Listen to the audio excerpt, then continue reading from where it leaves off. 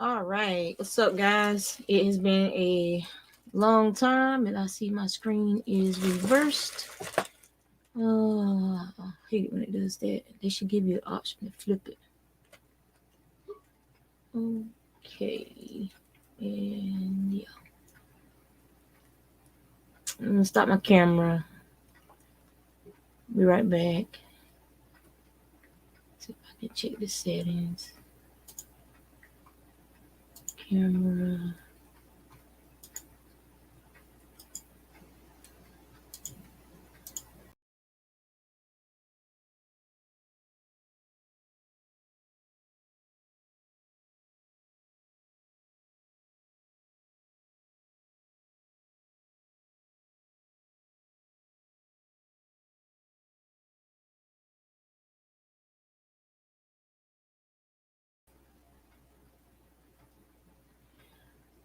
All right, so y'all should be able to see now, but it's backwards.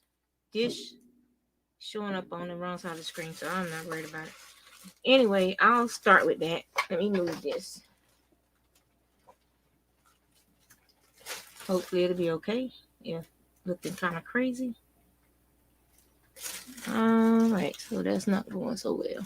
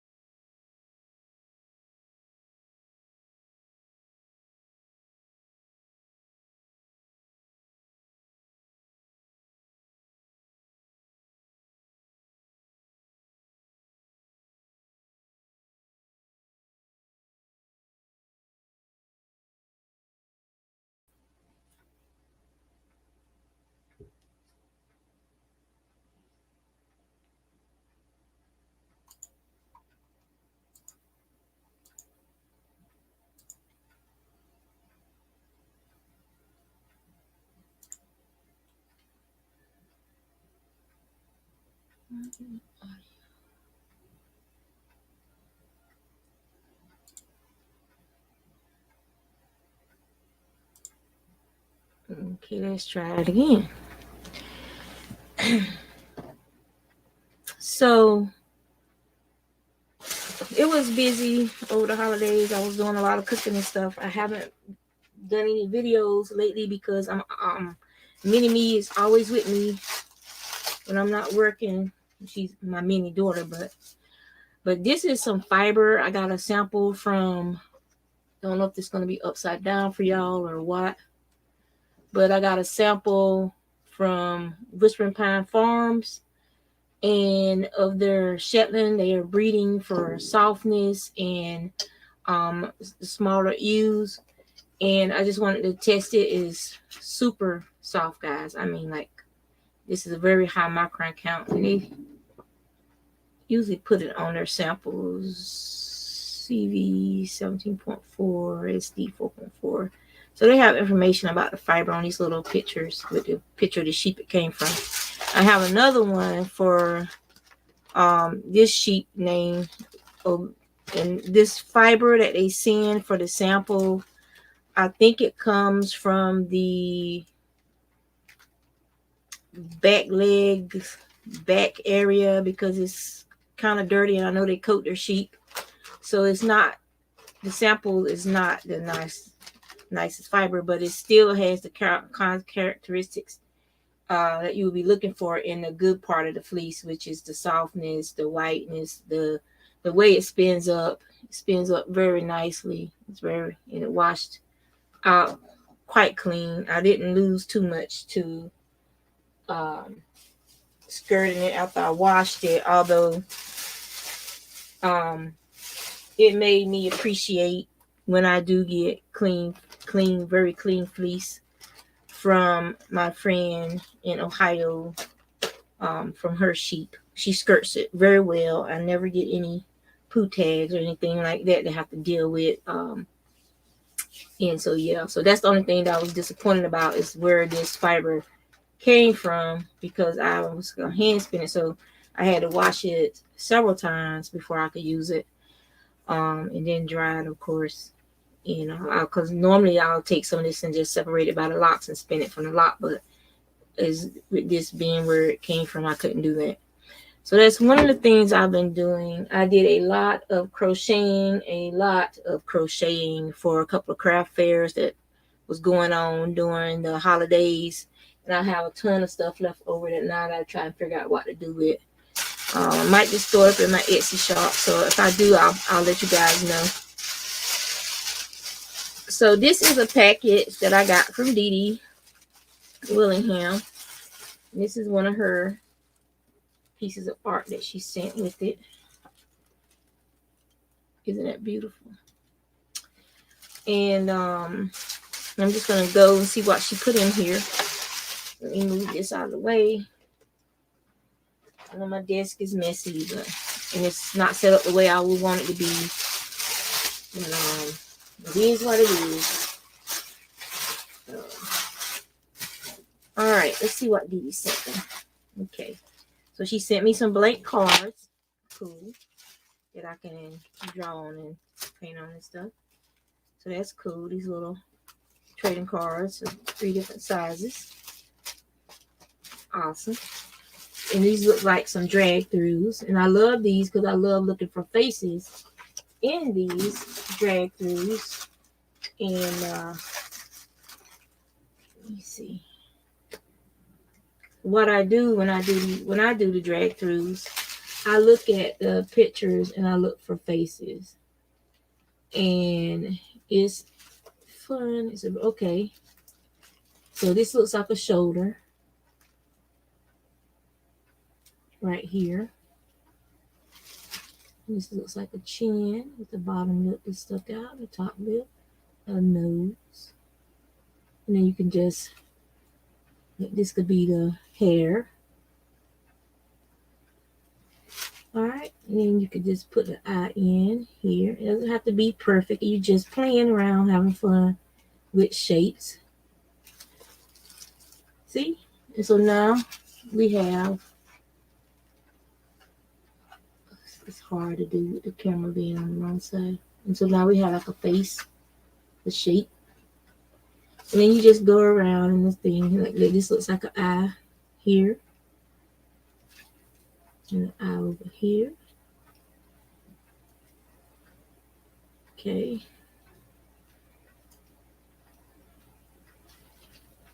And you can just play around. Like that could be the nose area, the mouth,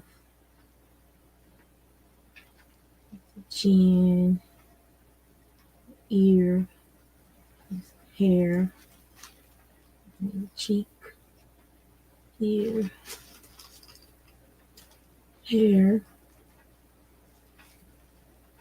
I love stuff like that. Just to sit and imagine, neck, shoulder, neck, shoulder. And just sit there and imagine and just have fun. Just draw faces from this is just a card that was dragged through some paint. So thank you, Dee Dee. And then there's some more right here.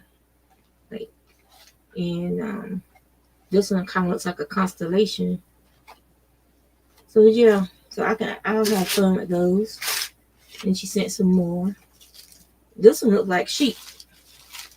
Like if you look at this one, there's a sheep right here, a little sheep over here, or it could be fish, like you're in the deep depths of the sea. That could be a whale.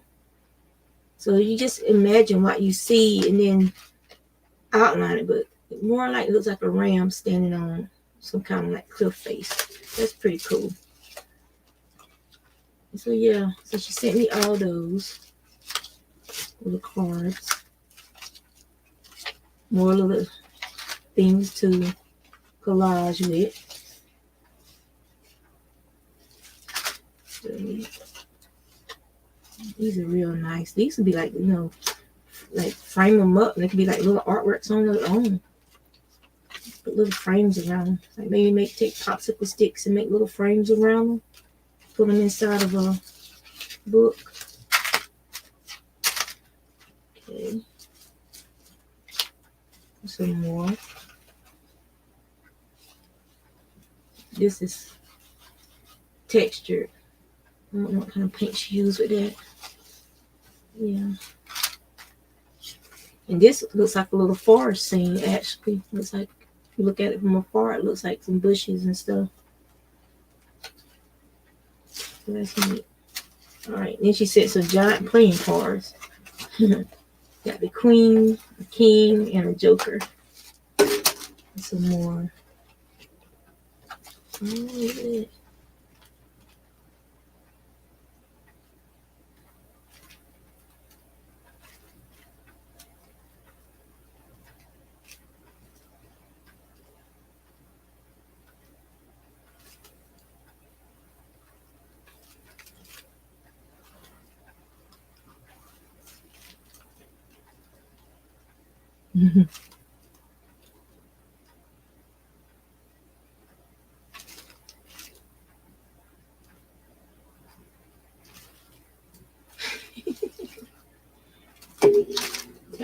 There's a couple of tags.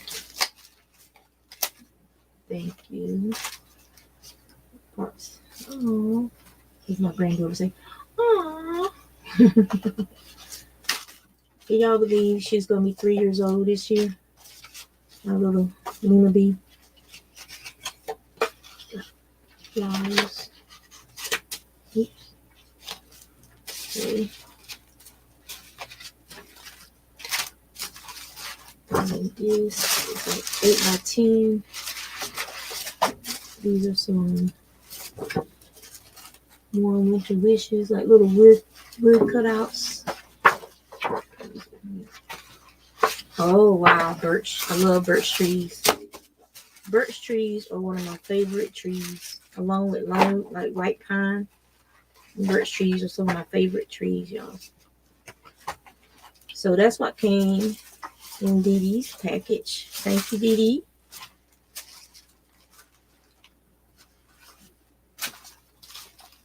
Okay.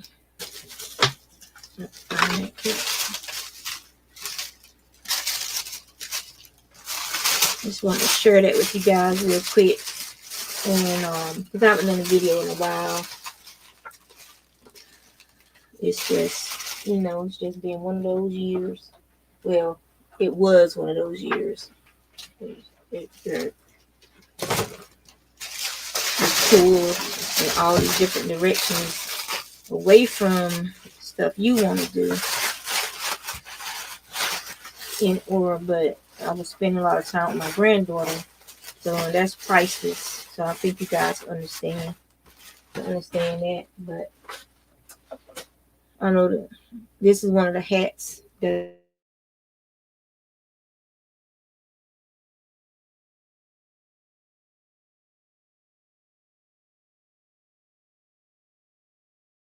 would be annoying.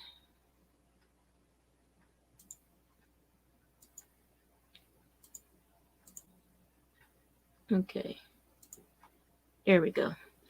So this is one of the hats. I had gone to Michael's and I had only found one skein edition. It was like the vintage yarn, Christmas yarn. I only found one skein of it. And I went back a couple of times and it still didn't have any on the shelf. So I made me a hat with the skein that I found. And I've been enjoying wearing it, even though I'm not a Christmas person. It's like you're pretending, so you don't seem so strange to people. Let them believe that I am a Christmassy person, when in truth, I am not a very holiday-ish person. Because so much is put into these holidays, it's all about money and things instead of about people and just being with your family and appreciating being with your loved ones, because you ain't promised tomorrow.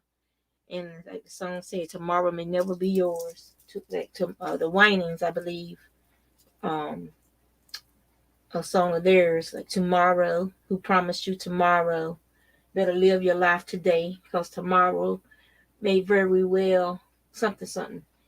You have to look it up, the lyrics for it, but it's a very, I would advise, if you even just, it's poetry really, even though it's considered a gospel song. It's a poetry because it makes you think, and it makes you think about your life and how you're living your life, and what you consider important in your life. For instance, if you knew today that you would die tomorrow, what would you do to have done differently? You see what I'm saying? So like the song said, you're not promised tomorrow. You better live your life today. So that's one of the things that I like when I make stuff for Christmas. Or when I do stuff for the holidays, is something that they'll remember. They'll remember me making them their chocolate chip walnut pecan cookies. They'll remember me cooking them their the southern stuff, as my husband say. You have to cook the southern stuff, the collard greens with the ham hocks in there, or the collard greens that I season with the chicken stock and neck bones. It's just different things that I do depending on what's available in this area, or depending on how my mood, or how much do I want to work making that meal. My cornbread, the yams, the homemade sweet potato pies with the homemade butter crust. Just those are things that to me that I find value in making for my family. It's something that they can't get from the store. It's only something that I make when I make the Christmas meal or the Thanksgiving meal for them. And the same thing with gifts. I make the gifts with my hands. And if you don't like it, you don't have to keep it. You don't have to wear it. But just me knowing that love is in each stitch means a lot to me. And I would hope that it would have meant a lot to the person who received those gifts. Because it wasn't bought in a store. It wasn't made overseas in some sweatshop factory where they are basically paying them pennies on the dollar, money that there's no way an American could ever live off of what those people are given for making products that are sold here so cheaply. But this is something that I made with my hands for my loved ones. And then if when I'm gone, they will have that object if they valued it, and they could say, "Oh, Juanita made this for me." It becomes something else other than just a hat, just a scarf, just a pair of fingers gloves, just a pair of socks. It not just a sweater or a blanket. It becomes, Juanita made this for me, and it's filled with love and warmth.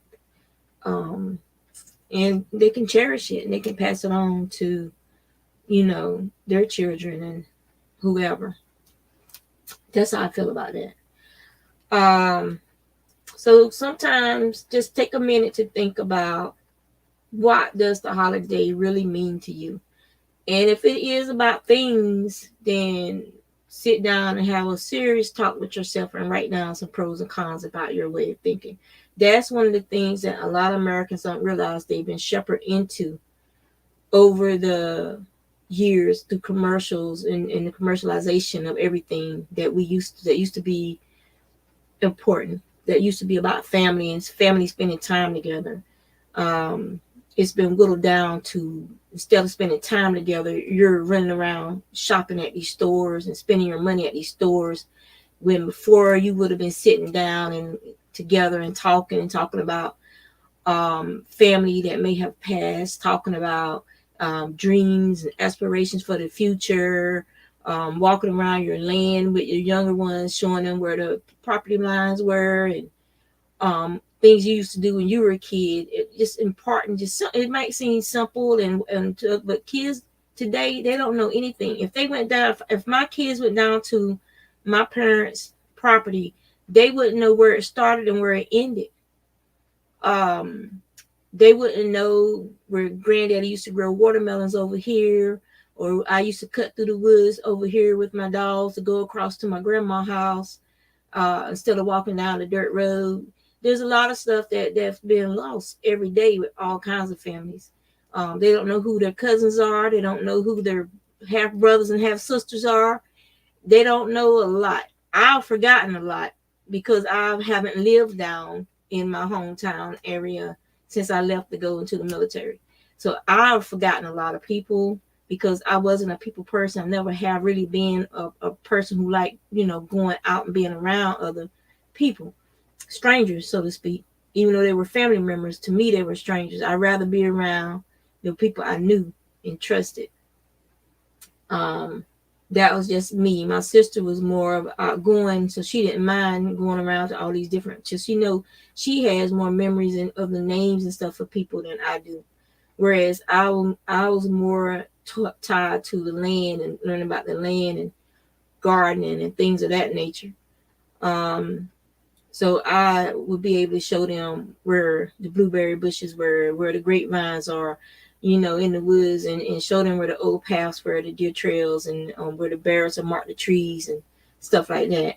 Because that's the things that interested me growing up. I was the wild one out in the woods, where she was more of a social butterfly.